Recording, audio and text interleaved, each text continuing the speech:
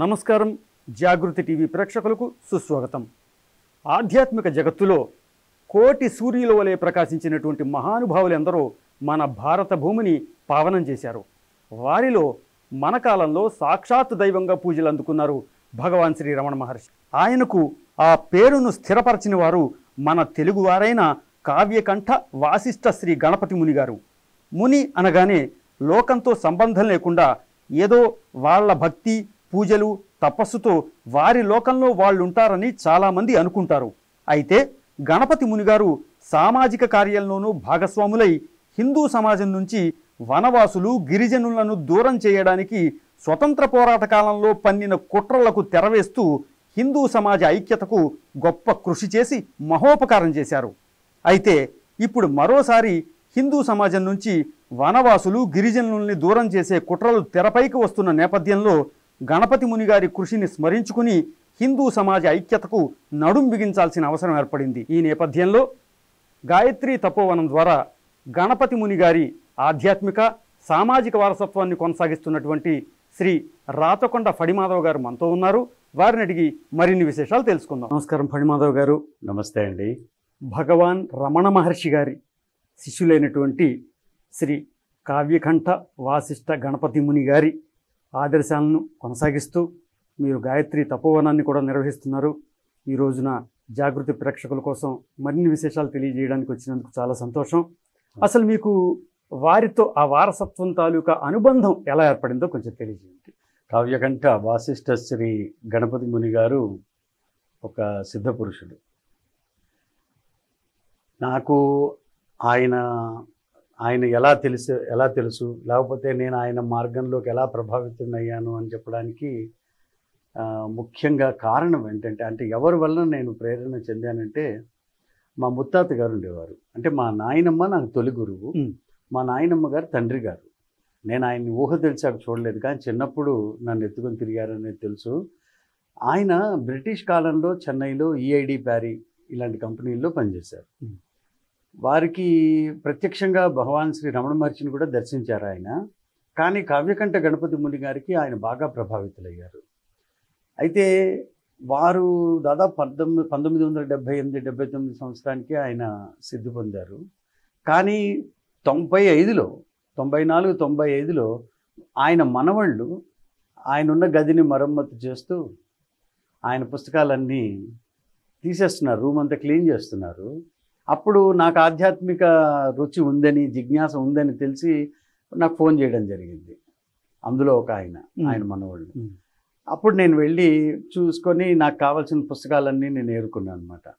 So ఆ రకంగా వెళ్ళినప్పుడు ఏమైందంటే, నాకు బాగున్నవి లేకపోతే కొద్దిగా ఆకర్షణీయంగా ఉన్నవి, ఎందుకంటే నాకు పుస్తకాలంటే మంచి అభిమానం. అది ఏ పుస్తకం అయినా సరే ఆ పుస్తకాన్ని ఆదరించాలి, పుస్తకాన్ని భద్రం చేయాలి అనేది ఒక ఇది.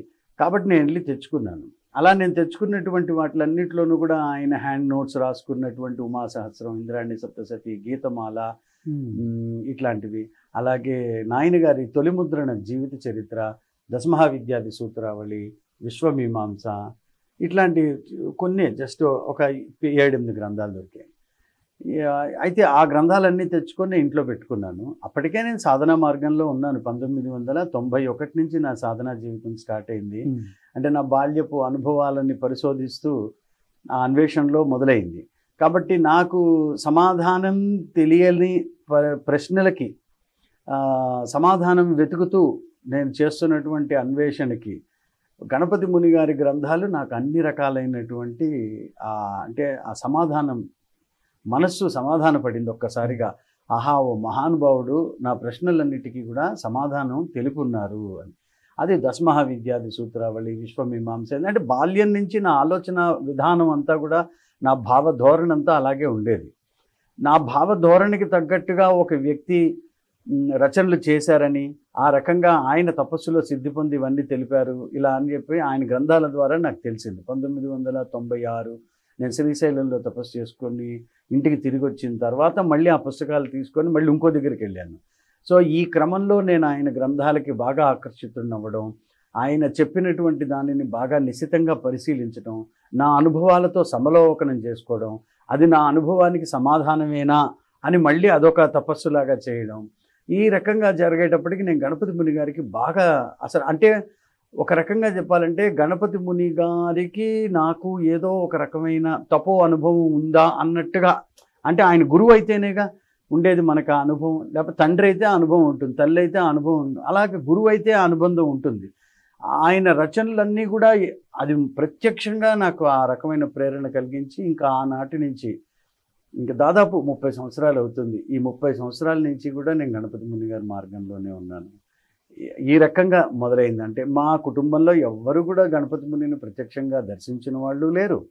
గణపతి మునితో మాకు బాంధవ్యం కానీ ఇంకోటి కానీ లేదు. చాలామంది అడిగారు మీరు గణపతి ముని బంధువులా అని. కానీ ఏ బంధుత్వం అంటే ఇదంతా ఆత్మబంధుత్వం అనుకోవాలి. ఆ రకంగా ఏర్పడిందండి. గణపతి ముని గారి పుస్తకాలు దొరకడం అనేది మీకు ఒక గొప్ప నిధి లభించినట్టు. అది ఒక గొప్ప నిధి, నిజంగా గొప్ప నిధి అది. అక్కడి నుంచి నా జీవితం అంతా మారిపోయింది. అప్పటిదాకా దిశానిర్దేశం లేకుండా చేస్తున్నటువంటి సాధనకి అంటే ఎంత నాకు గురువు ఉన్నా కూడా కొంతకాలం మంత్రజపం చేయడం, కొంతకాలం హఠయోగం చేయడం, కొంతకాలం ఇంకో రకంగా చేయడం, కొంతకాలం గ్రంథాలను పారాయణ చేయడం, ఇలా అన్నీ కొద్ది కొద్దిగా చేస్తుంటే ఏది అవ్వదు. ఒక్క దానిని పట్టుకొని వెళ్తే తపస్సు కరెక్ట్గా జరుగుతుంది. అంటే నా భావాలకి తగ్గట్టుగా ఒక స్ట్రక్చర్డ్ క్రమ పద్ధతిలో తపస్సు చేసే విధానాన్ని ఏర్పరిచి నన్ను ప్రేరేపించి నడిపించిన గుప్త వ్యక్తి గణపతి ముని గారే.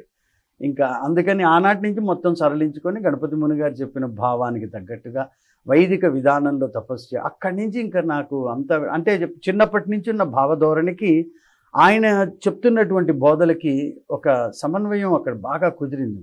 దాంతో ఇంకా ఆయన మార్గంలోకి వచ్చాను నేను. శాస్త్రపరంగా కావచ్చు, పాండిత్యపరంగా కావచ్చు, మేధస్సు పరంగా కావచ్చు, గణపతి ముని గారి ఆ యొక్క ప్రావీణ్యం గురించి కొంచెం వివరించండి. అబ్బో, బహుముఖ ప్రజ్ఞాత్వం అయింది. ఇప్పుడు మనిషికి ఉండేటువంటి మేధాశక్తి వాస్తవానికి ఇప్పుడు సైంటిస్టులు కూడా చెప్తున్నారు కదా, మన మానవ మేధాశక్తికి ఉన్నది సామర్థ్యాన్ని మనం 1% 2% వాడుతున్నాం అంటారు. అది కనుక పూర్ణ వికాసం చెందితే ఎలా ఉంటుంది అంటే అది గణపతి ముని.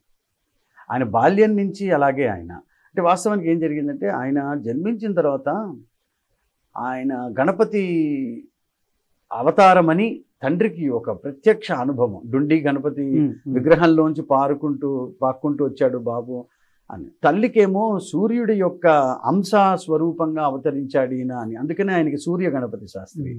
ఇద్దరి ఇష్టదేవతల నియమాలు పెట్టుకున్నారు. తల్లిదండ్రులు ఇద్దరు మురిసిపోయారు. తపశ్శక్తితో జన్మించినటువంటి బాలుడు కావున అసలు చాలా అద్భుతమైన శక్తి. అయితే బాలుడు మాట్లాడకపోయేటప్పటికీ తండ్రి ఒక ఆయుర్వేద వైద్యుడు అవ్వడం అయినా కూడా ఆయనకి ఆ వైద్యం చేయడానికి మనస్కరించాల. అంటే కణతల దగ్గర నిప్పు కణిక కాల్చి పెడితే నిద్రాణం అంటే నాడులలో నిద్రాణం అయి ఉన్నటువంటి శక్తి, లేటెంట్గా ఉన్న శక్తి బయటికి తీసుకొచ్చే ఒక ప్రక్రియ ఇది. సో కానీ అది చేస్తే కుదుట పడుతుందని తెలిసిన తండ్రి పిల్లవాడి మీద అది చేయలేకపోయాడు పాపం. ఆఖరికి చాలా కాలం ఆగి 5వ ఏట అనుకుంటే చేస్తారు. చేయగానే ఇంకా అసలు ఒక్కసారిగా వరదలాగా గణపతి ముని గారి ఇదంతా కూడా నాడులలో నిక్షిప్తమై నిద్రాణంలో ఉన్న శక్తి అంతా బయటకు విజృంభించింది. అయితే వారు చేశారు కదా అని చెప్పేసి ఈ కాలంలో వాళ్ళు ప్రయత్నించడం అంటే అది తెలిసి చెయ్యాలి.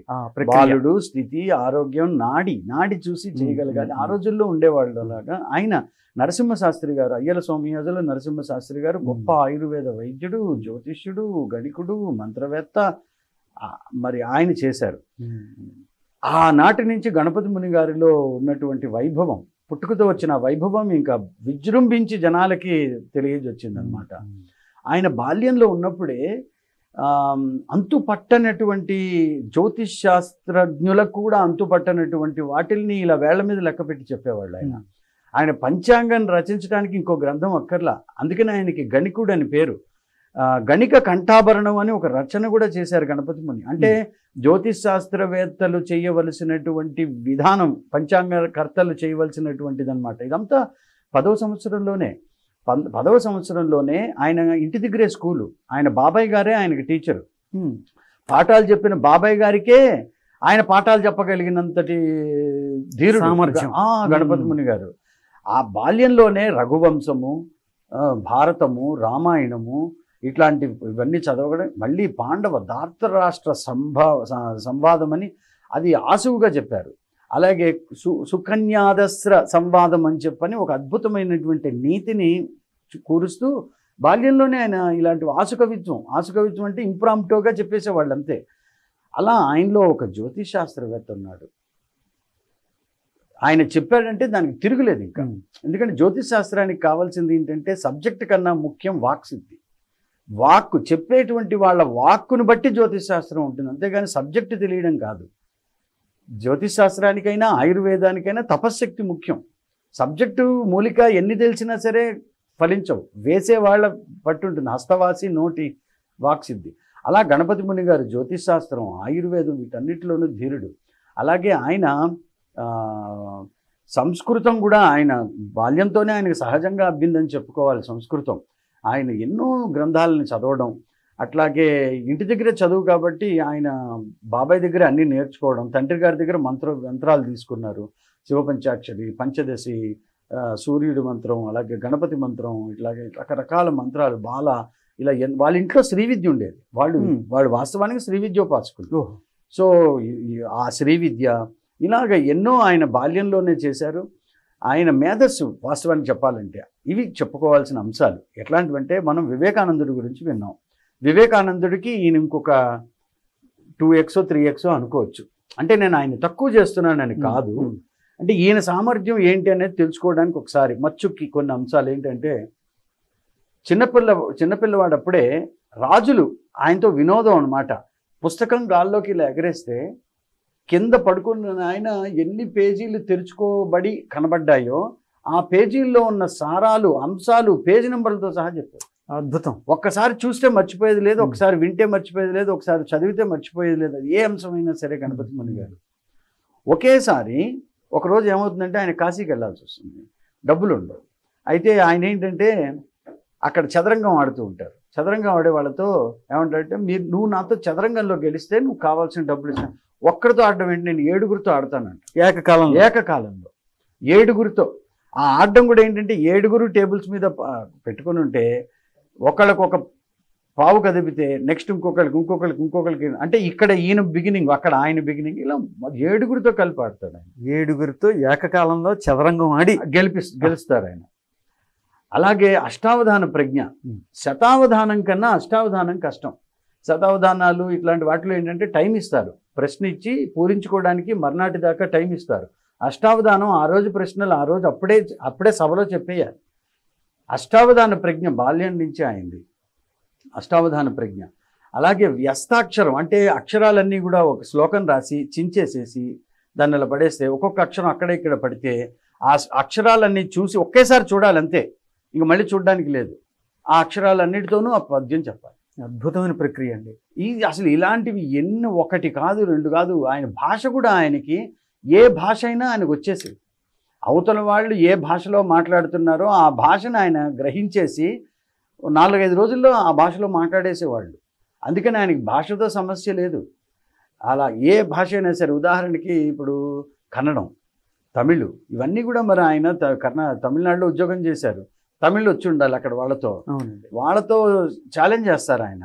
నేను అంటే ఉపన్యాసం ఇవ్వాలి వాళ్ళకి, మీరు సంస్కృతంలో ఇస్తే ఎట్లాగ మా తమిళ్, అందులో తమిళులకి తమిళాభిమానం ఎక్కువ. తమిళంలో మాట్లాడే వాళ్ళంటే ఇంకా వాళ్ళకి ప్రేమ ఎక్కువ. వాళ్ళ భాషలో మాట్లాడితే వాళ్ళకి నిజంగానే గౌరవం ఉంటుంది కదా, ప్రేమ. 10 రోజుల్లోనో 9 రోజుల్లోనో తమిళం పూర్తిగా నేర్చుకొని తమిళులు కూడా మాట్లాడలేనంతటి అనర్గళంగా తమిళంలో ఆయన ఉపన్యాసం ఇస్తారు. కేవలం 10 రోజుల్లో. కన్నడ అంతే. ఏ భాష అయినా సరే. అంటే ఇది గణపతి శక్తి అండి. గణపతి సిద్ధి బుద్ధి, వాక్కులకు బుద్ధికి అధిపతి గణపతి. ఇంకా ఆయనకు అసాధ్యం ఏముంది? ఆయన బాల్యం నుంచి ఆయనలో ఉన్నటువంటి గణపత్యాంశని, గణపతి వైభవాన్ని తెలియజేస్తూ వచ్చారనమాట. ఇలా ఒకటి కాదు ఎన్నో, అసలు చాలా అద్భుతమైనటువంటి మేధాశక్తి అయింది ఆయన. ఇంకోటి ఏంటంటే, ఋగ్వేదం చదువుకునే వాళ్ళు దాదాపు 12 సంవత్సరాల పాటు చదువుతారు. ఇంకా అన్నీ ఆపేయాలి. 12 సంవత్సరాలు తపస్సు వేదం చదువుకోవాలంటే. ఎందుకంటే వేదం చాలా కష్టం. పుస్తకం మీద రాసి చూసి చదవడం కాదు. ప్రతి మంత్రానికి స్వరం గుర్తుండాలి. ఎక్కడ అనుదాత్తం ఉంది, ఉదాత్తం ఉంది, ఎక్కడ స్వరితం ఉంది, ఏ రకమైనటువంటి స్వరితాలు ఉన్నాయి, అన్నీ గుర్తుండాలి. అలాంటిది ఆయన కేవలం నెలల్లోనే ఋగ్వేదాన్ని స్వరసహితంగా నేర్చుకుంటారు. నేర్చుకోవడమే కాదు, అసలు అన్నిటికన్నా ఆశ్చర్యం ఏంటంటే ఎంతటి పండితులైనా వేదాన్ని ప్రమాణంగా చూపిస్తూ గ్రంథం రచించాలంటే పక్కన వేద సంహితలు పెట్టుకోవాలి. ఆయన ఏ వేద సంహిత కూడా ఆయన దగ్గర లేకపోయినా సరే వేదానికి భాష్యాన్ని రచించి, అంటే మంత్రాలకు అర్థాన్ని రచిస్తూ మళ్ళీ మంత్ర ప్రమాణాలను తెలియజేయడానికి ఎక్కడ ఏ మండలంలో ఏ ఋషి ఏ దర్శనం చేసిన ఎన్నో నెంబర్ మంత్రం అనేది కూడా రాసుకుంటూ చెప్పేస్తారు. ఋగ్వేదమే దాదాపు 10,552 మంత్రాలు. అంటే ఒక మానవ మేధస్సుకున్నటువంటి అమితమైన సాధన సామర్థ్యం ఎలా ఉంటుంది అని చెప్పాలి అంటే గణపతి ముని గారు అందుకు నిదర్శనం. ఆయన మనకు ఒక ప్రమాణం, అదిరా ఇది మానవ వైభవం అంటే అని మనం గుర్తు, ఒక ఇదనమాట. అలా ఆయన అసలు చాలా ఇలాంటివి ఎన్నో ఉన్నాయండి ఆయన జీవితంలో. ఆయన ఏనాడు కూడా వీటిల్ని నేను గొప్ప అని చెప్పుకోవడానికి ప్రదర్శించలా. ఆయన ఏది ప్రదర్శించినా, ఇప్పుడు చాలామంది ఉంటారు ఈ రోజుల్లో ఈ సిద్ధి చూపించి ఆ సిద్ధి చూపించి జనాల్ని మాయపడేసేసి ఇలా. గణపతి ముని గారికి ఎన్ని సిద్ధులు ఉన్నా సరే భగవత్ శక్తిని నిరూపించడానికి తప్ప, భగవత్ వైభవాన్ని ప్రతిష్ఠించడానికి తప్ప, జనాల్లో కమ్ముకుపోయి ఉన్నటువంటి మత ఛాందస మూఢ నమ్మకాలని తొలగించడానికి తప్ప ఆయన మహిమల్ని ఆయన ఎప్పుడు వినియోగించాల. ఈ పెద్ద పెద్ద పండితులే విస్మయం చెందారు ఆయన ముందు. అట్లా అది ఆయన మేధాశక్తి. అంటే గణపతి ముని గారి తపశ్శక్తి, గణపతి ముని గారి మేధస్సు, ఈ విషయాలు ప్రస్తుతం ఉన్నటువంటి సమాజానికి కొద్దిగా తెలిసినప్పటికీ కూడా అంటే సామాజిక కోణంలో ఆయన కాంట్రిబ్యూషన్ గురించి అంతగా సమాజంలోకి వెళ్ళలేదు. ఎందుకంటే ఎక్కువగా వారి యొక్క ఆధ్యాత్మిక సామర్థ్యం, తపశక్తి సామర్థ్యం గురించే ప్రచారం కూడా అట్లాగే ఉంది. ఆ విధంగానే జరగడం చేత ఎక్కువగా తెలియదు. కాబట్టి ఆ కోణంలో వారి యొక్క కాంట్రిబ్యూషన్ గురించి కూడా మనం కొంచెం మాట్లాడుకుందాం. ఖచ్చితంగా ఇందాక చెప్పుకున్నట్టుగా గణపతి ముని గారు ఒక యోగి, ఒక తపస్వి, ఒక మంత్రవేత్త, ఒక సంస్కృత పండితుడు. ఇవి ఎలాగున్నాయో అంతే ప్రధానంగా, అసలు ఇంతకన్నా ప్రధానంగా అని చెప్పుకోవచ్చు, ఆయన భారతీయుడు, భారతదేశ భక్తుడు. అన్నిటికన్నా ఎక్కువగా ఉన్నది ఆయనలో దేశభక్తి. దేశభక్తికి ఆయన ఒక నిదర్శనం.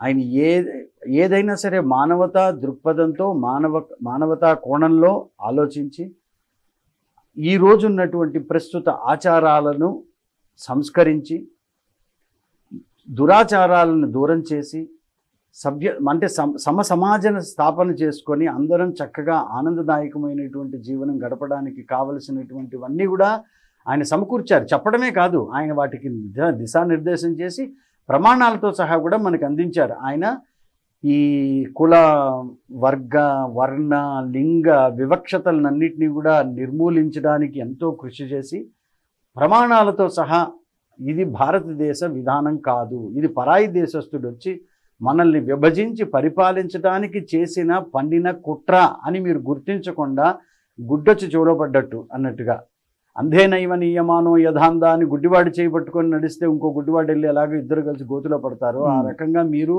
ఆలోచించకుండా, మీకున్న విజ్ఞతతో ఆలోచించకుండా మీరు పరాయి దేశస్థుడు వచ్చి కల్పించినటువంటి వాటిని నిజమని భ్రమించి మీరు ఈ రకంగా ముందుకు వెళ్తున్నారు, సమాజాన్ని కూడా అట్లాగే తీసుకెళ్తున్నారు చీకటి దారిలోకి అని చెప్పని ఆయన చెప్పేవారు. ఆయన రచన అలా ఉండేది. తర్వాత ఆయన ఒక అద్భుతమైనటువంటి సంఘ సంస్కర్త. ఏ రకంగా అంటే అష్టవర్షాత్ భవేత్ కన్య అనేది ఒక వాక్కు మీరు వినే ఉంటారు. అంటే 8 ఏళ్లకే బాలికకు వివాహం చేయాలి. ఇది బాల్య వివాహం కిందకు వస్తుంది కదండి. బాల్య వివాహం ఇది ఉంది వాక్యం. ఎవరైనా సరే పెళ్లిళ్ళ గురించి వచ్చేటప్పటికి అష్టవర్షాత్ భవేత్ కన్య అన్నారు. 8 ఏళ్లకెల్లా బాలికకు వివాహం చెయ్యాలి. అది చేయకపోతే ఒక అపచారంలాగా భావించే రోజులు ఆ రోజులు. అంటే నేను చెప్పేది గురజాడ అప్పారావు గారు అంటే 1890 ఆ ప్రాంతంలో, అంటే అంతకు ముందు నుంచి ఉన్నటువంటిది. మరి గణపతి ముని గారికి సమకాలీకుడే గురజాడ అప్పారావు గారు. అంటే చిన్నవాళ్ళే, ఈయన 14 ఏళ్ల వయసు అనుకోండి. ఆయన కన్యాశుల్కం రాసినప్పటికీ 1892-94లోనో కన్యాశుల్కం వచ్చింది. సో ఈ బాలికలను అమ్మడం ఏంటి, 8 ఏళ్ల పిల్లని తీసుకెళ్ళి 50 ఏళ్ల వాళ్ళకి 60 ఏళ్ల వాళ్ళకి కట్టబెట్టడం ఏంటి, ఇదంతా కూడా మీ యొక్క ఇంకా దానికి అసలు ఇదేం లేదు. గణపతి ముని గారు చాలా చాలా హార్ష్గా బోల్డ్గా చెప్పేవాళ్ళు. అందుకే చాలామందికి నచ్చదంటే ఇప్పుడు నిజం అలాగే చెప్పాలి. మేధావి చేయవలసిన పని అది. మేధావి నోరు మూసుకుంటే దేశం అల్లకల్లోలం అయిపోయినట్టే. ఆయన అలాగే మాట్లాడేవాడు. కాబట్టి 8 ఏళ్లకి ఇది ఎలా వచ్చింది ఆచారం, ఈ ఆచారం అసలు ఎలా వచ్చింది, దాన్ని పరిశీలించి ఆయన మనకి నిదర్శనాలతో ప్రమాణాలతో చూపించారు. ముస్లిమ్స్ మన దేశాన్ని ఆక్రమించినప్పుడు మన బాలికల్ని ఎత్తుకుపోయి వాళ్ళు వివాహం చేసుకునేవాళ్ళు. అలా బాలికల్ని వాళ్ళు ఎత్తుకుపోయి వివాహం చేసుకోకుండా ఉండడానికి మన అమ్మాయికి పెళ్ళైతే భర్త సంరక్షించుకుంటాడు, పెళ్ళైన ఆడపిల్లని ఎత్తుకెళ్ళరు అనేది దీంతో ఆ రోజుల్లో వచ్చింది. 8 ఏళ్లకి పిల్లకి వివాహం చేసేయాలి అని. ఈ సబ్జెక్టు మీద గణపతి ముని గారు దాదాపు కొన్ని 100 ఉపన్యాసాలు ఇచ్చారు. అంటే ఈ వివాహ ధర్మ సూత్రం అని ఒకటి రచించారు గణపతి ముని గారు. అసలు వివాహం అంటే ఏంటి, వైదికంగా వివాహ విధానం ఎలా ఉంటుంది, ఈ కన్యా శుల్కం అని కానీ, ఈ కట్నం తీసుకోవడం అనేటువంటివి కానీ, వాటికి సంబంధించినటువంటి అంశాలు ఏంటి, ఆ ఆడపిల్లకి సరైన యుక్త వయసు ఏంటి, మగపిల్లవాడికి యుక్త వయసు ఏంటి, ఇవన్నీ చెప్పుకుంటూ మన భారతీయ సనాతన ధర్మంలో ఉండవలసినటువంటి వివాహ ధర్మ సూత్రాలను ఆయన రచించారు. సో అలా అంటరానితనాన్ని ఆయన నివారించారు. ఆయన అసలు పాటించలేదు. ఆయన బ్రాహ్మణుడు, శ్రోత్రియుడు, వేదాన్ని నేర్చుకున్నటువంటి వాడు, అగ్నిహోత్రం చేసేటువంటి వాళ్ళు, ఆయన మహాతపస్వి, మంత్రవేత్త. ఇన్నైనప్పటికీ కూడా ఆయన నేను బ్రాహ్మణుని మీరు దూరం ఉండండి అనేది ఎప్పుడూ లేదు గణపతి ముని గారితో. ఆయన హరిజనులని ఇలాగా అంటే ఆ రోజుల్లో అలా అంటరాని వాళ్ళని చెప్పని దూరం ఉంచినటువంటి వాళ్ళని కూడా మీరు రండిరా నేను మంత్రం ఇస్తాను, మీకు మంత్రోపదేశం చేస్తాను. ఆయన ఉన్న రోజుల్లో చాలా కఠినం. అందుకే ఇప్పుడు చాలా మందికి గణపతి ముని గారు తెలియకపోవడానికి ఏంటంటే భారతదేశం మీద ఎలాగైతే కుట్ర జరిగిందో గణపతి ముని గారికి వెనకాల అలాగే కుట్ర జరిగింది. ఆయన్ని సభలకు పిలిచేవాళ్ళు కాదు, ఆయన ఊర్లో ఉంటే సభలు పెట్టుకునేవాళ్ళు కాదు. ఇంకా ఊర్లో మహాపండితుడు ఉంటే ఆయన్ని పిలవకుండా సభను పెట్టుకోవడం అవమానకరం. ఆయన ఉన్నప్పుడు సభలు పెట్టుకునేవాళ్ళు కాదు, ఆయన్ని పిలిస్తే ఆయన మాట్లాడనిచ్చేవాళ్ళు కాదు. ఆయనకి అధ్యక్ష పదవి ఇచ్చేసేవాళ్ళు ముందే. అధ్యక్ష పదవి ఇస్తే ఇంకా మాట్లాడడానికి లేదు, నోరు తాళం పెట్టడం, ముందో వెనకాలో ఆ చివరిలోనో మాట్లాడడం. మీకు అర్థమైందా? ఇలా చేసి ఆయన మాట్లాడినివ్వకుండా చేసేవాళ్ళు. చాలా కాలం ఆయన వెలేసినట్టు చూశారు. ఏది సాటి బ్రాహ్మణులే ఆయన వెలేసినట్టు చూశారు. అంత మహావిద్వత్తు కలిగినటువంటి, ఎందుకని వీళ్ళ ఆచార సాంప్రదాయాలన్నీ కూడా మత ఛాందసమైనటువంటి ఆచారాలని ఆయన నిరసిస్తున్నాడని, నిషేధిస్తున్నాడని చెప్పని ఆయన్ని కూడా అంటే ఇప్పుడు చూడండి, అంటే ఇప్పుడు శివుడు మామూలుగా చెప్తున్నాను నేను, అంటే అది నేను పౌరాణిక దీన్ని సమర్థిస్తున్నానని కాదు. శివుడు శ్మశానవాసి, కపాలధారి, చర్మాంబరధారి అని చెప్పి ఇన్ని చెప్పుకొని మరి శివుని దూరం ఉంచుతామా మనం? లేదుగా. చెప్పండి, మనకు కావాల్సింది చెప్పేవాడు మనకి ప్రియుడు, మనకి నచ్చంది చెప్పేవాడు మనకి అప్రియుడు అంటే ఎట్లా? గణపతి ముని సంఘ సంస్కర్త. ఆయన అలా చేయబట్టే కదా కనీసం ఈరోజు ఇప్పుడు చూడండి, ఈరోజు ఏమవుతుంది, ఇప్పుడు బాలికల విషయమైనా కానీ అసలు అన్నిటికన్నా ముఖ్యంగా సంస్కృతం. ఆ రోజుల్లో ఆయన కాంగ్రెస్లో కూడా చేరారు. 1932, 31, 30 ఆ ప్రాంతం నుంచి ఆయన కాంగ్రెస్లో పోరి మరీ ఆయనకి సభ్యత్వం ఇచ్చారు కాంగ్రెస్ నాయకులు. ఇంకో విషయం ఏంటంటే గణపతి ముని గారి దగ్గరికి మారువేషంలో వచ్చేవాళ్ళు ఈ నాయకులు కలవడానికి, సలహాలు అడగడానికి. అది ఎట్లా అంటే మనకి గోకర్ణంలో ఒక యాగం జరిగింది. గణపతి ముని గారి అధ్యక్షతన జరిగింది యాగం. ఆ యాగానికి బాబు రాజేంద్ర ప్రసాద్, లాల్ బహదూర్ శాస్త్రి, ఇంక్లూడింగ్ ఇలాంటి పెద్ద పెద్ద నాయకులందరూ మారువేషంలో వచ్చారు అక్కడికి. అంటే చాలా అరుదైన విషయం. మీరు కర్ణాటక వెళ్తే చెప్తారు అక్కడ. అంటే సన్నబేళ అనేటువంటి ప్రాంతంలో గోకర్ణ ఆలయానికి దగ్గరలో సన్నబేళ అనే ఆశ్రమం, అది కేవలం ఆ యాగాని గురించే గణపతి ముని గారికి అక్కడ 4 రోజుల ముందే నివాసం ఏర్పరిచి అక్కడ ఒక పెద్ద యాగం చేశారు. ఆ యాగానికి మన స్వాతంత్ర సమర వీరులందరూ కూడా గణపతి ముని గారిని కలవడానికి మారువేషంలో వచ్చారు. మారువేషంలో రావాల్సిన అవసరం ఏంటండి? అంటే దేశం గురించి, అంటే ఆ రోజుల్లో చాలా రిస్ట్రిక్షన్స్ ఉన్నాయి కదా, ఆయన సలహాలు అడగడానికి, ఆ యాగంలో పాల్గొనడానికి. ఆయన గణపతి ముని గారి ప్రియ శిష్యుడు బ్రహ్మర్షి దైవరాతకి బాబు రాజేంద్ర ప్రసాద్ గారు శిష్యుడు. ఓహో, బాబు రాజేంద్ర ప్రసాద్ గారు గణపతి ముని గారికి శిష్యుడు, ఆయన శిష్యుడు దైవరాత మహర్షికి శిష్యుడు. ఓహో, ఇలా ఎందరో స్వాతంత్ర సమర వీరులు గణపతి ముని గారి దగ్గరికి సలహాలు, అంటే ఈయన భవిష్యత్తును చూసి చెప్పగలిగే ధీరుడు ఈయన. అటువంటి వ్యక్తి చెప్పినటువంటివి మనం వినకపోవడం బట్టే భారతదేశం, ఎందుకంటే ఎవరికైనా ఏ సమాజానికైనా ఇప్పుడు మనం గురువు దగ్గరికి వెళ్తాం, ఎందుకని నాకు పెళ్ళి ఎప్పుడు అవుతుంది, వాడు చక్కగా చూసి చెప్పగలిగితే అంతకన్నా ఏముంది, అంతేనా కదా. అంతే. మరి గణపతి ముని అలా చూడగలిగేవాళ్ళు, ఆయన భూత భవిష్యత్ వర్తమానాలని చూసి చెప్పగలిగేటువంటి వాడు ఆయన. అటువంటి ఆయన్ని సలహా అడగడానికి పిలిచి ఆయన సలహాని స్వీకరించకపోతే ఏమవుతాం. అప్పుడు మహాత్మా గాంధీ గారు పట్టుబట్టి మరి గాంధీ గారు గణపతి ముని గారికి కాంగ్రెస్లో సభ్యత్వం ఇప్పించమని ఆ శిష్యులు వాళ్ళందరూ వచ్చి పోరి ఆయన్ని ఇచ్చి కాంగ్రెస్లోకి వెళ్ళిన గణపతి ముని గారికి ఒక సిద్ధాంతం ఉంది, నచ్చితే ఎంతైనా చేస్తారు. ఆయన వాళ్ళ సిద్ధాంతాలు కానీ వాళ్ళ ప్రవర్తనలు కానీ నచ్చకపోతే అక్కడితో ఊరుకుంటారు అంతే. అలాంటిది ఆయన ఆ రోజే చెప్పారు గాంధీ గారికి, భారతదేశానికి సంస్కృతం మాతృభాషగా ఉంటే భారతీయులు వర్ధిల్లుతారు. మన వేదం సంస్కృతంలో ఉంది, మన ఉపనిషత్తులు సంస్కృతంలో ఉన్నాయి, మన పూర్తి జ్ఞాన నిదంతా సంస్కృతంలో ఉండి మనం ఇంకో భాష మాతృభాష అంటున్నామంటే అంతకన్నా మూర్ఖత్వం వేరు లేదు. మన కంటితో మన వేలుతో మన కంటిని మనం పొడుచుకుంటున్నాం. గాంధీ గారు ఆ రోజున ఈ రాజకీయ వ్యవహారాల్లో మీరు దయచేసి జోక్యం చేసుకోవద్దు అన్నారు, అంతే. రాజకీయాలు మానేశారు గణపతి ముని. ఇప్పుడు గణపతి ముని గారు ఏదైతే భయపడ్డారో అదే జరుగుతుంది. చూడండి, ఈరోజు పరాయి దేశస్తుడు వచ్చి మనల్ని ఎందుకు, ఇప్పుడు మన ఫార్ములాలు, మన వేదంలో ఉన్న ఉపాయాలు, మన ఈ వేదంలో ఉన్నటువంటి రహస్యాలన్నీ విదేశీయులు శోధించి అక్కడ పేటెంట్లు తీసుకుంటున్నారు. మనం భారతీయులు మాత్రం మన వేదం గొప్ప, మన వేదం గొప్ప. మనకేం తెలుసు, మనం వేదం గొప్పే, మనకేం తెలుసు వేదంలో. కానీ అదే ఇప్పుడు చూడండి, జర్మనీలో మన రాజమండ్రి నుంచి ఒక వేద పండితుడిని తీసుకెళ్ళి ఆయన్ని పూర్తిగా సత్కరించి ఆయనని ఒక అధ్యక్ష పదవిని కూర్చోబెట్టి జర్మనీలో వాళ్ళు ఈరోజు ఆయనకి విగ్రహం నిర్మించారు జర్మనీలో. అధర్వణ వేద పండితుడు ఆయన ఆ పరిశోధన చేసి మరి ఆయన ఇక్కడి నుంచి తీసుకెళ్లారు అక్కడికి. ఈరోజు ఎంతమంది వేద పండితులు ఇక్కడి నుంచి విదేశాలకు వెళ్తున్నారు. మనం వేద పండితుల్ని గౌరవించాం, వేదాన్ని గౌరవించాం, వేదాన్ని గౌరవించాం, వేద పండితుడిని గౌరవించాం. కానీ మన వేదాలు గొప్పవి, భారతదేశం గొప్పది. ధర్మం నిలపడం అంటే ఏంటి, గణపతి ముని అదే చెప్తారు. ధర్మం అంటే ఏంటి, ఆచరించినది ధర్మం. పుస్తకాల్లో ఉంటే లైబ్రరీ పరిరక్షిస్తుంది, మనమేం పరిరక్షించాలి. కంప్యూటర్లో ఉంటే కంప్యూటర్ పరిరక్షిస్తుంది, మనమేం పరిరక్షించాలి. ఆచరిస్తే కదా ధర్మం పరిరక్షింపబడేది. ధర్మం అంటే ఏంటి, చట్టం అంటే ఏంటి, న్యాయం, లా. ధర్మం అంటే ఏంటి మరి, చట్టానికి కట్టుబడి జీవించడం ధర్మం, సత్యానికి కట్టుబడి జీవించడం ఋతం. వేదం ఏం చెప్పింది, సత్యం ఋతం బృహత్. ఇప్పుడు ఈరోజు సనాతన ధర్మ పరిరక్షణ అంటాం. ఏం చేస్తాం సనాతన ధర్మ పరిరక్షణ అంటే జెండా పట్టుకొని రోడ్డు మీద ఎగురుదామా? ఆచరిస్తే కదా ఆచరించాలి. మన ధర్మం ఆచరిస్తే, మన ధర్మంలో ఉన్న గొప్పతనం ఏంటి, ఆచరణ శూన్యమైంది. ఎంత చెప్పినా డప్పు కొట్టుకోవడం తప్పించి ఎవరికి ఉపయోగం.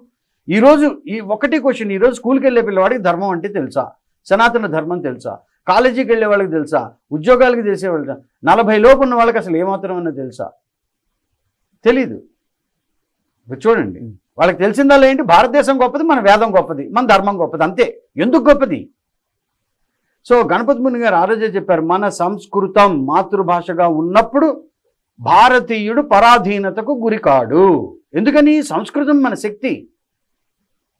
సంస్కృతం నుంచి వచ్చింది సంస్కృతి, ఆచారం, సాంప్రదాయం అన్నీ మనకు ఆ భాష నుంచి. భాష ఒక గట్టి అనుబంధం మనకి. ఎన్ని భాషలన్నా ఉండుగాక భారతదేశంలో. సో ఇట్లాగా గణపతి ముని గారు, మీరు అడిగిన ప్రశ్న ఏంటి, ఎలాగా ఆయన సంఘానికి, దేశానికి అని. అన్నిటికన్నా అసలైంది ఒకటి చెప్తానండి. ఇప్పుడు చాలామందికి తెలియని విషయం ఇది. ఒక రకంగా ఇది అన్ఫార్చునేట్. ఆయనకి నష్టం లేదు, మేధావికి ఎప్పుడు నష్టం లేదండి. భారతదేశం దొంగలు పడ్డ ఇల్లు. ఎందరో వచ్చి దోచుకెళ్ళిపోయారు.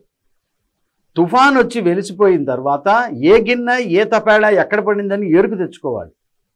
దొంగలు పడి దోచుకెళ్ళిపోయిన ఇంటిని మళ్ళీ ఎలా మనం పునరావృతం చేసి దాన్ని ఎలా నిలబెట్టగలుగుతాం అనేందుకు కొంతమంది మేధస్సు కలిగినటువంటి వాళ్ళు ఆలోచించారు. భారతదేశానికి పరాయి దేశస్తులు వచ్చి దురాక్రమణలు చేయడానికి ముందు ఉన్నటువంటి రాజ్యాంగ వ్యవస్థ పైన భారతీయులకు అప్పుడున్నటువంటి కాలం వాళ్ళకి అవగాహన లేదు. కొన్ని వందల సంవత్సరాల పాటు సాగినటువంటి ఈ దురాక్రమణల వలన భారతదేశానికి అసలు ఏ రకమైనటువంటి రాజ్యాంగం ఉండేది అనేది తెలియదు. ఎందుకంటే అప్పుడు అన్ని ప్రిన్స్లీ కింగ్డమ్స్, వేరు రాజ్యాలు ఉన్నాయి. మరి ఇప్పుడు అవన్నీ ఒక్కటైతే ఏ రకమైన రాజ్యాంగం ఉండాలి అనేటువంటి అవగాహన ఏ ఒక్కరికి లేదు. వేదకాలం వేద భూమి అయినటువంటి ఈ భారతదేశానికి ఏ రకమైన రాజ్యాంగం ఉండాలనే అవగాహన ఏ ఒక్కరికి లేదు. భారతదేశానికి స్వాతంత్రం వస్తుంది, వచ్చిన తర్వాత ఏంటి పరిస్థితి అని ఆలోచించిన ఒకే ఒక్క వ్యక్తి గణపతి ముని. ఒరే దొంగలు పడి వెళ్ళిపోయిన తర్వాత అప్పుడేంటి ఆ పరిస్థితి ఆలోచించండి. పోవాలంటున్నారు, పోతే ఏం చేస్తారు మీరు? 1933-34లో భారతదేశానికి స్వాతంత్రం వచ్చిన తర్వాత భారతీయులు ఈ దేశాన్ని సుస్థిరంగా సుభిక్షంగా దీనిని మళ్ళీ పూర్వపు వైభవానికి తీసుకొచ్చే విధంగా కష్టపడి దాన్ని నిర్మించుకోవాలి అంటే మనకు ఉండవలసినటువంటి రాజ్యాంగం ఏ రకంగా ఉండాలి అని భారతదేశానికి 1934లో అంటే స్వాతంత్రం రావడానికి దాదాపు 11 సంవత్సరాల ముందే రాష్ట్ర నిబంధనం అని రాజ్యాంగాన్ని రచించి ఇచ్చారు గణపతి. అంబేద్కర్ గారి రాజ్యాంగ నిర్మాణం కంటే ముందే వీరు సిద్ధం చేసి పెట్టారు. దాదాపు 12 సంవత్సరాల ముందే. ఎంతమందికి తెలుసు ఈ విషయం? చూడండి, అదే నేను చెప్తున్నాను. ఈరోజు మనం ఏదో అనుకుంటాం, ఎప్పుడు ఒకటేనండి, ప్రాచీనులని అశ్రద్ధ చేస్తే సంస్కృతి మిగలదు. మోడర్నైజేషన్ అనే దీంట్లో కొత్తగా ఏం కనిపెట్టామని వెళ్తూ ఉంటే ఊబిలో కూరుకుపోయినట్టే. ప్రాచీనుల్ని మనం ఆదర్శంగా తీసుకొని కొత్తవి కనిపెట్టిన దాన్ని సమన్వయం చేస్తూ ముందుకెళ్తే భద్రత ఉంటుంది. గణపతి ముని లాంటి వాళ్ళను మనం మర్చిపోతే, ఆయన చేసిన కాంట్రిబ్యూషన్స్ మర్చిపోతే ఎలా? ఆయన రాష్ట్ర నిబంధనల్లో మీరు ఒకసారి చూడాలి, నేను పరిశీలించాను. నేను ఇదే విషయం మొన్న ఎక్కడో నా యూట్యూబ్ ఛానల్లో చెప్తే కొంతమంది లాయర్స్ ఫోన్ చేశారు నాకు, చాలా ఇంట్రెస్టింగ్గా ఉందండి, మేము ఒకసారి రిఫర్ చేస్తామని. కొంతమంది లాయర్స్ కాదు, కొంతమంది లాయర్స్ కూర్చొని దానిని డిబేట్ చేసుకోవాలి. ఆయన చేసినటువంటి రాష్ట్ర నిబంధన వైదిక సనాతన ధర్మ పరిరక్షణకు ఉండవలసినటువంటి రాజ్యాంగం. అది ఆ గ్రంథం ఇప్పుడు అందుబాటులో ఉంది, సంస్కృతంలో ఉంది, దాన్ని అనువదించి మనం తెలుసుకోవాలి. ఋషుల్ని ఎందుకు మనం అనుకుంటున్నాం? పలానాది పలానా రాసి, ఇది ఈ నక్షత్రం, ఇది భూమి చుట్టుకొలత, ఇది ఇలా చెప్పిన వాళ్ళు ఇలా పుస్తకాలు చూసి చెప్పారా? కాదుగా, దివ్య దృష్టి తపోశక్తితో చూసి చెప్పారు. అంతటి తపోశక్తితో జరగబోయేదాన్ని చూడగలిగినటువంటి గణపతి వివర్తావతార మూర్తి అయిన గణపతి ముని మనకిచ్చిన ఉపాయాలను వదిలేసి ఎందుకు వదిలేశారు? ఎందుకు అది కూడా ఆలోచించండి. వాళ్ళ జాతి, వాళ్ళ కులం, వాళ్ళ వర్ణం, వాళ్ళ వర్గం, వాళ్ళ సంఘం, చూడండి స్వార్థం. ప్రతి ఒక్కళ్ళు వాళ్ళ స్వార్థ ప్రయోజనాలని ఆలోచించి ఒక మేధావిని నోరు మూయించేశారు. ఆయనకేమొచ్చింది నష్టం? మీరు గణపతి ముని గారి కృతి తీసుకోండి, ఒక ఇంద్రాణి సప్తశతి తీసుకోండి. అసలు ఇంద్రాణి సప్తశతి భక్తి కావ్యం కన్నా కూడా ఒక ప్రార్థనా గ్రంథం భారతదేశానికి. అందులో భారతీయులు పడుతున్న కష్టాన్ని వివరించి అమ్మవారి యొక్క అనుగ్రహాన్ని ఆశిస్తూ అని ప్రార్థన చేశారు. ఉమాసహస్రం తీసుకోండి, ప్రతి గ్రంథంలోనూ భరతమాత లేని గ్రంథం లేదు గణపతి ముని గారు రచించిన దాంట్లో. ఆయన రాష్ట్ర నిబంధన చాలా, అంటే ఈరోజు మరి అది కుదురుతుందా అని మీరు అడగచ్చు, కుదరకపోవచ్చు. కానీ మనం నేర్చుకోగలిగిన అంశాలు చాలా ఉన్నాయి దాంట్లో. నాయకుడు అంటే ఏంటి, నాయకుడు లక్షణాలు అంటే ఏంటి, ఏ నాయకుడు ఎలక్షన్స్లో నిలబడడానికి అర్హుడు, రాష్ట్ర కూటమి అంటే మినిస్ట్రియల్ ఇది ఎలా ఉండాలి, రాష్ట్ర కూటమి బాధ్యతలు ఏంటి, అలాగే దేశానికి ఉన్నటువంటి ప్రధానమైనటువంటి రాజధానికి బాధ్యతలు ఏంటి, మిగతా రాజధానుల యొక్క సమన్వయ బాధ్యతలు ఏంటి, ప్రజల బాధ్యతలు ఏంటి, ఇలాగా ఒక వైదిక విధి విధానాలతో ఆయన రాష్ట్ర నిబంధనం అనేది రచించారు. ఇప్పుడు వీళ్ళు మోడర్న్ టర్మ్స్లో చెప్తున్నటువంటి ఈ సెక్యులరిజము ఇంకోటి ఇవన్నీ నేను అంటే అవన్నీ ఏదో గొప్పగా వింటాయి, మనకు బాగుంటాయి. కానీ గణపతి ముని గారు రచించిన రాష్ట్ర నిబంధనలు ఇవన్నీ ఉన్నాయి. ఏ ఒక్కళ్ళు కూడా విడువబడకూడదు, అందరికీ అది మరి అదేగా మన దాంట్లో ఉంది. ఇలాగా ఎన్నో ఉన్నాయి గణపతి ముని గారు రాష్ట్ర నిబంధనల్లో. అలా మనకి సదాచార బోధిని అని దురాచారాలను అరికడుతూ ఈ పంచజనలు అని చెప్పని అంటరానితనాన్ని తీసుకొచ్చి బ్రాహ్మణ క్షత్రియ వైశ్య శూద్ర నిషాద అని చెప్పని 5వ తీసుకొచ్చి వీడు అంటరాని వాడు, వీడు అటు ఉండాలి, వీడు ఊరవతలు ఉండాలి. ఇప్పుడు ఊరవతలు ఉండాలని నిర్ణయించిన వాళ్ళేగా ఈరోజు ఏదో జరుగుతుందని గోల్ చేస్తున్నాం మనం. అవునా కదా చెప్పండి. మనలో ఉన్న వాళ్ళని కొంతమందిని మనం దూరం పెట్టేసి పరాయి మతాలు వచ్చాయని చెప్పని ఇప్పుడు గగ్గోలు పెట్టడం ఎందుకు? మనం ఎన్నో ఏళ్ళ నుంచి చేసుకున్న పాపం అది. బ్రాహ్మడు అంటే ఎవరు? బ్రాహ్మడు అంటే బ్రహ్మవిత్ బ్రహ్మైవ భవతి, బ్రహ్మజ్ఞానం కలిగిన వాడు బ్రాహ్మణుడు. అంతేగాని బ్రాహ్మణుడికి పుట్టినవాడు బ్రాహ్మణుడు కాదు, రాజుకు పుట్టినవాడు రాజు కాదు. రాజుకు పుట్టినవాడు రాజు అవుతాడా? వాడు ప్రూవ్ చేసుకోవాలి. కత్తి పట్టి వాడు యుద్ధం చేసి ప్రజల్ని సంరక్షించగలుగుతానంటే రాజు. కానీ వాళ్ళ వారసత్వం పేరిట కొనసాగించారు. నాయకుడికి పుట్టినవాడు నాయకుడు ఎలా అవుతాడు? రాజుకు పుట్టినవాడు రాజు ఎలా అవుతాడు? బ్రాహ్మణుడికి పుట్టినవాడు బ్రాహ్మణుడు ఎలా అవుతాడు? మనం అది ఆచరించి చూపించాలి. ఆచరించినది ధర్మం. అది మన సనాతన ధర్మం. అది సనాతన ధర్మం. అదే ధర్మం. అది ఎవరికి అర్హుడో వాడే. సో దీని ఏదో మనం జాతి జన్మతో కులం అనుకుంటే కాదు, గుణంతో ఇది. అది వేదం చెప్పింది. అది వదిలేసి మనం అనుకున్నదే తీసుకొని దాన్నే 10 మంది మీద రుద్దుదామని చూసి కొంతమందిని దూరం పెట్టడం వలన ఈ రోజు ఈ తగాదా, మొత్తానికి వ్యవస్థ గతి తప్పింది. అంత గతి తప్పింది. ఈ రోజు ధర్మ పరిరక్షణ అంటున్నారు. అసలు ఈ గొడవ ఎందుకు వచ్చింది మనకి? ధర్మ పరిరక్షణ అని చూడండి అసలు ఎందుకు వచ్చింది మనకి? పరాయివాడికి అసలు మనం ఎందుకు ఆస్కారం ఇచ్చాం? పరాయివాడు వచ్చి మనల్ని విడదీయడానికి చేసిన కుట్ర. ఆ కుట్రను చాలా దారుణం అండి. ఇది చాలా దారుణం. అంటే నేను గణపతి ముని గారి రచనలు చదవడం ఒకటి.